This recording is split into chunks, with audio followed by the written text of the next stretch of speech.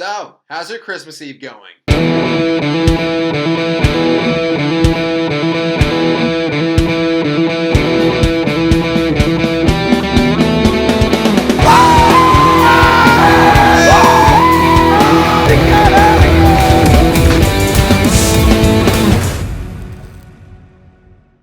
What's up, everybody? TN Fanatic here. Hope you all are having a fantastic day. Happy Christmas Eve. It is almost that time when I get to run down the stairs and get to open up tons of good presents addressed to me, which I need it. I need the joy of Christmas.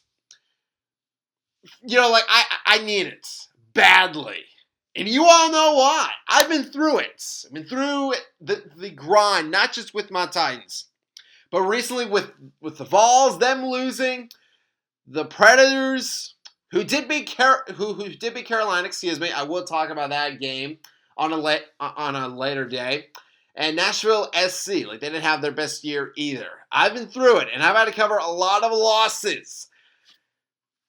So with this game right here, and again, Predators beat the Canes, and I was like, you know what? I have to talk about this Colts game sometime. Do I want to talk about it now and just get it done? Or should I have the joy of Christmas, right? And then have just come back down and have my emotional mindset be on just such of a roller coaster here. Well, I chose the latter. And I said, you know what? Let's get this done. Because it is almost Christmas. And I need some joy. But we will find very little here. Titans lose to the Colts. For the fourth time in a row. This is supposed to be like a rivalry. 4 times in a row. That's not good. We lose to them 38-30. Now, let me say right off the bat here that the final score, was not indicative on how much we were absolutely dominated and humiliated. Again, I've eaten a crap sandwich past few days. I've had to talk about the Vols losing. Now I got to talk about my Titans getting beat down by the Colts. Ugh. So let's talk about it. So first half, these Titans, they did it again. They find a way somehow to just get inside my mind and try to convince me that, this is going to be a great day. This is going to be a great week right before Christmas. Look at us right here. We have a 6-play, 65-yard drive, 3rd and 6. Rudolph, he finds Calvin Ridley for a 38-yard score, baby. Mason Rudolph. We will talk about him. But one thing that I will say, to kick this whole thing off, again, with Mason, is that we put him in to make sure that he didn't do Will Levis things. That he didn't play like Levis. Mainly, just have less interceptions than Will. But just keep this in mind, right? This great start that we have, okay? For Calvin Ridley, his 40th touchdown pass, good for him. And, I'm going to throw this out there because, this is the time of the year when yes, for teams who are not in the playoffs, players on those teams, they still want to prove themselves. And I'm just throwing it out there. On this play specifically, it looked like our O-line, they gave Rudolph a good amount of time to throw that ball. That's something that, we haven't seen our O-line do much of for Will. There have been a few moments. But, there would be games, I remember, the Packers game and the Texans game. Even though we won that one, Will got killed. I'm going to throw it out there. Does our O-line, do they protect Rudolph better than Levis? Maybe. So, Colts, they do have a good response here. They have a 7-play, 31-yard drive.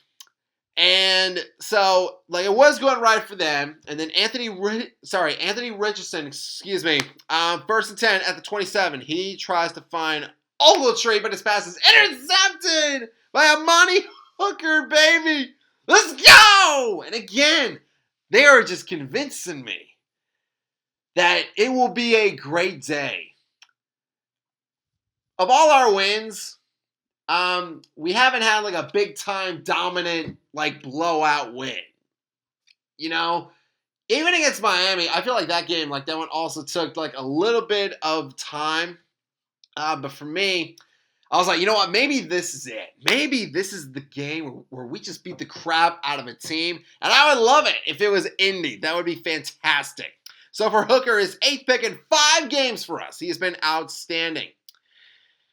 And for Colts fans, because I know some of them are watching right now. Anthony Richardson, he could still be your guy. Maybe. He does have the talents. But on this drive, not just the interception, but there were some other plays as well that should be a little concerning to Colts fans here. So again, it wasn't just the pick, but there was another play on that drive where it was like that Indy. It was a 3rd down, and Anthony, he ran, and it looked like he was about to get it, but he stepped out of bounds willingly. Like, no one even hit him. He wasn't even touched. He was right there. He was right next to the marker, and he just didn't do it. That is game awareness right there. That is field awareness. Like, you have to know where that marker is. And for Anthony, it was right in front of him. Just go past that big orange sign. But on the interception right here, I mean, it did not look like Anthony put much on that ball. I mean, yeah, I'm a Vols fan. Right there, very proudly. We played Anthony. He has a very good arm. Very strong arm. He's very talented. He should have been able to thread this needle. But he did not. However, unfortunately, for us, we can't take advantage of this. So with Nick Folk being out with injury, the kicking duty goes to Braden Narveson, the former Packer kicker, who, didn't do great. So here was his chance to prove his worth. He has a 53-yard field goal try. That's no good. And so Colts, they made sure that they made us pay for it. They have a 6-play, 57-yard drive, and Anthony, once again with Richardson, he is very talented. He had some good runs in there, including one on 3rd and 3, where, oh man, he follows the freight train, Quinn Nelson, and Quinn is just bashing Titans over, and Anthony just gets into the end zone, just so easy. His 6th rushing touchdown of the year. So game is tied at 7. So here is where, so remember earlier when I was talking about us and how you know what, we were having this great start. Rudolph, he was 8 for 8. We had the touchdown, right? We had that pick earlier. Things were going great. But here comes all this play action crap on 3rd and 1, which obviously did not work. What's the thought process? What's Coach Brian Callahan thinking here? I will address him more, but on that 2nd and 3rd down where so firstly we had a penalty, and then Ridley, he had a huge catch to set us up for 2nd and 1. And then we try all this, rolling out crap, this play action stuff. I don't know if Mason is that kind of player. I'm just not sure. And, that's not a knock against him. It's just, I don't know. I feel like he is better suited in the pockets. And even if he wasn't, even if we did have a guy that can scramble, it really wouldn't matter because, DeForest Buckner, he just blows up plays. The dude is a freaking animal. And plus, it's 2nd and 1. It is 3rd and 1. Give it to Pollard. Let him run with it. That's why we got him. That's why he has been playing great. He reached 1,000 yards this year because he's that good. He's been a great sign. He's been a great signing for us, but we do not use him. So Colts get the ball back. After, I don't know what's going through Brian's mind, calling the offensive plays. And here comes Indy again. And we're making them look so good here. Indy! Of all the teams in our, the AFC South, Losing to the Colts, it just kind of stings a little bit. And even recapping this, it's like, ugh, Indy. Ugh. So 1st and 10 at the 35. Jonathan Taylor, he has a 65-yard touchdown run. And that wasn't even his best run of this game. Man, guys, where is the defense? Where is it? You know, it might be hard for some to, believe, but we had one of the best, third down defenses in the league, one of the best passing defenses. But still, to give this up, and this wasn't even the worst of it, to give this up. And yes, Taylor is very talented. I know. I gotta watch him do it. It blows, dude. It really is. Big blow to us. And this is the formula right here. This has been the Titans theme. This is how we lose games over and over again. One thing goes wrong. We have one bad drive, one bad play. Another team makes us pay for it. And then we just try to get it all back in one go. And it does not work. It's never worked. So after Indy makes a field goal, we get the ball back. And at this point, we weren't getting blown out too bad.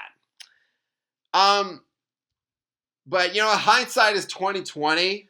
Maybe, look, I know we were trying to answer the Colts here, but you know what, boys? Maybe it just would have been smarter to just go to the locker room, honestly.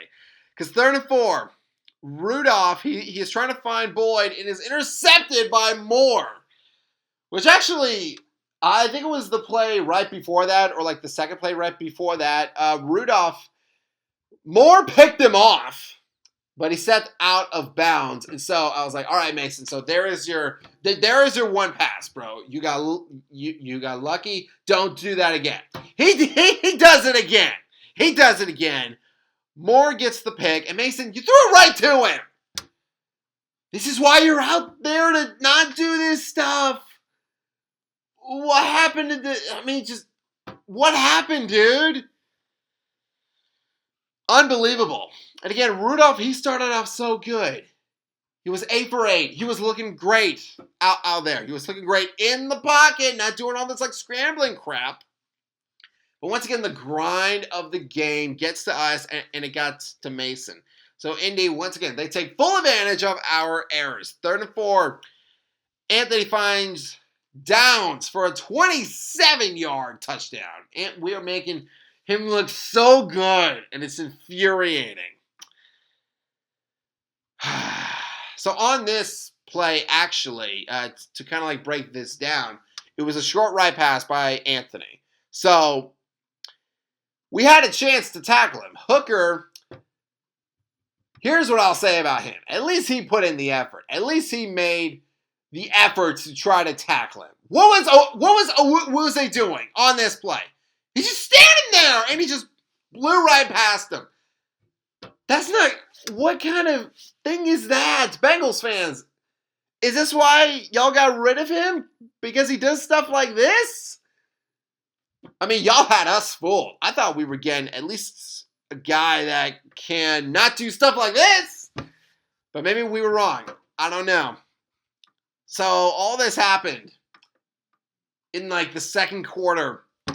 In that span, last few minutes. Colts, they were just driving all over. They scored their last touchdown here with 15 seconds left. Excuse me. And again, it might have been smarter, honestly, to just take some knees and go to the locker room. I think Callahan, he said that not after this game, but it was after the Jets game where he was like, yeah, we probably should have taken some knees. Brian, maybe you should follow up on your own advice, bro. 3rd quarter. Once again, I'm having flashbacks, to the Ohio State game and how in that game, talking about that a little bit, the Vols, they had some momentum, and then 3rd quarter, the Buckeyes, they just continued where they left off. Maybe a small sliver in my mind thought, okay, maybe we can get back in this. But then opening play, Taylor has a 70-yard touchdown run. It's unbelievable. We're making these Colts look so good. Maybe this will motivate Taylor to stay on that team so he can beat the crap out of us twice every single year. So after Rudolph throws another pick, he just keeps on stacking it. On the second drive of the third quarter, by the way, Indy, they take that one down to the goal line. And so on this next touchdown that the Colts got, Anthony, it looked like he got in, but his elbow was down. He was touching like a little bit of the end zone, but the refs, they said no, it was not a touchdown. Which at that point, with Indy just was dominating us, I was like, just give it to him. Is there really any point in having them run another play, because they are going to score here, which is exactly what they did. They gave it to Taylor and he scored. So Indy has 38 at this point. 38 points were put on us after we went up 7-0. The Colts just took over. And it's rough. It's humiliating and it's embarrassing. And we've been through this a ton of times. But you would think we would learn by now, but we just don't. We're not learning. I will say this, because any opportunity I can get to give my Titans team credit, I will do it, because it's been brutal. I will say after, we were able to come back. We were able to put together some very nice drives. Now, that, probably a big factor in why we were able to do that was because, the Colts, they did back off because they were just absolutely obliterating us. But it's something to build on. That's more than I can say with the Jags game. But in the end, it really didn't matter. Once again, Colts get the dub. And, yeah, you know what, Bengals fans? If you've seen Gridiron Chat, the podcast that me and Steven had, by the way, that episode just came out. You can see me in a Bengals jersey. I am not kidding. But in that episode, me and Steven talked about it, and we were talking about what is wrong with the Titans, and I will bring it back up here.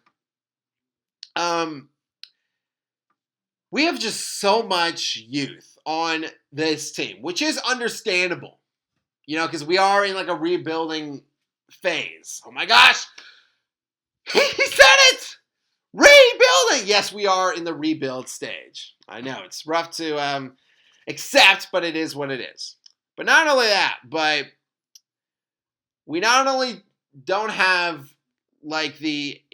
all the experienced players, on our roster, but we also have a guy in his very first year, Brian Callahan, who I feel honestly, he's trying to wear both hats here. He's trying to be both the coordinator and our head coach. I know he loves to call plays. I know that a big reason why we got him was because he is an offensive genius. But Brian, I'm going to put it to you like this, dude. We need you to be our head coach, not our coordinator. That's why we didn't hire you to be our coordinator. We hired you to be our head coach. And we need you to show that leadership when things go wrong, which happens to every single team in every single game. Things are going to go wrong.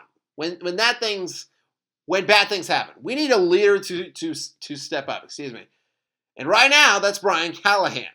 He needs to just take a breath, take one play at a time, like we did toward the very end of this game. Instead of trying to get it all back in one go. That's the root of our problems, and mainly our offense, and how we just cannot win games. At first, I thought it was Will. I thought it was all Will. Here, Mason Rudolph, he didn't do too much better. So, yeah, bringing it back to Brian, because this is, he is our coach. This is his team. We need him to step up and be our head coach. Only wear one hat, like me. Do you see me, how I'm wearing only one hat? One Titans hat. That's what Brian needs to do. Stop trying to be the OC and be our coach, because that's why we hired you. And hopefully, Brian learns that. Hopefully he knows that. And hopefully he leads by example. And hopefully we beat those Jags. But fans, that is going to do it for this post-game reaction. Thank you all so much for watching. If you all enjoyed this video, hit that subscribe button, click that bell, and you can join our Fanatic Army. And a hearty salute to all of you as always. And I hope that all of you have a fantastic day. Tighten up and Merry Christmas!